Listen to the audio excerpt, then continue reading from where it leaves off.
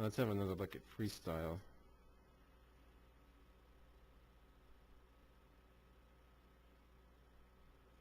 Excellent head position there, head looking straight down at the bottom. You can sort of see what we have, what we're talking about with that arm. Hand is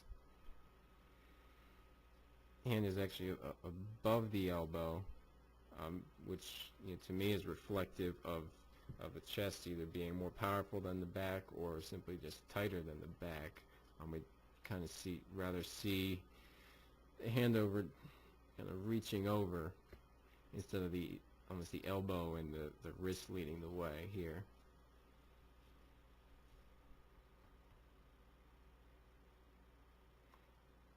And if you can feel like we're leading with the pinky rather than feeling that thumb trying to do some of the work, I think it could stretch out that back and help initiate the catch a little better.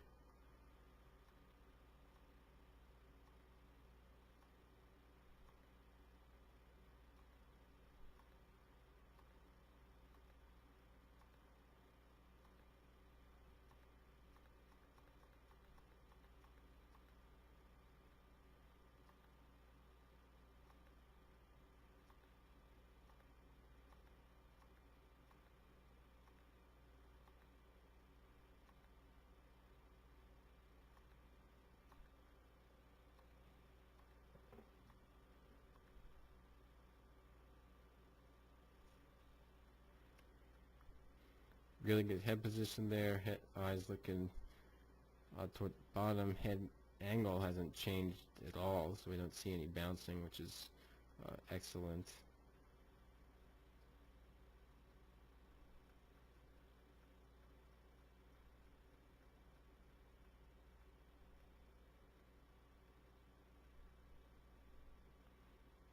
And here's a really good view of that arm angle here. And here the shoulder is actually below the hands.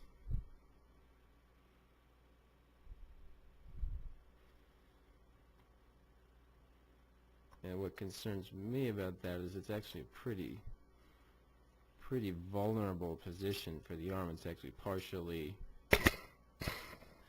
partially externally rotated, and it's just a really potentially dicey position for that shoulder to be in.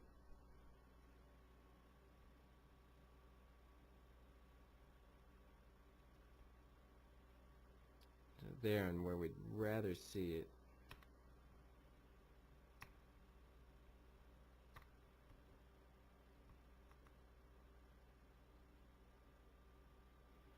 more about here.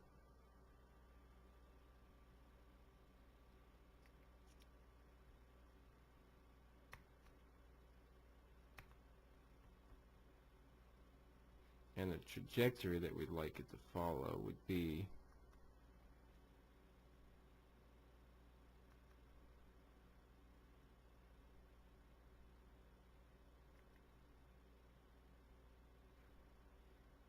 more like that, as opposed to this upward action, because the next few frames, to get that arm down in line with the body, it's not really doing much for forward propulsion. It's just actually, it's kind of dead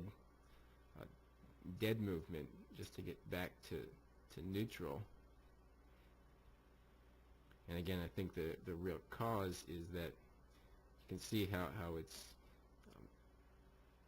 you could probably see visually just how this proximity of this bend in the arm is largely a product of either the chest and the anterior shoulder, anterior deltoid region overpowering the back, or it's just simply tight and the back is loose. It's hard to tell, but whatever's going on, there's definitely some kind of imbalance going on there that could be causing that arm angle up there.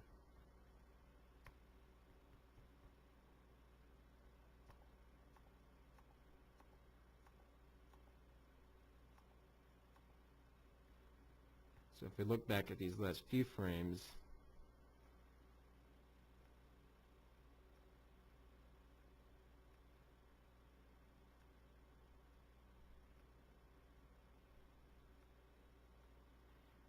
okay, so we've got the hand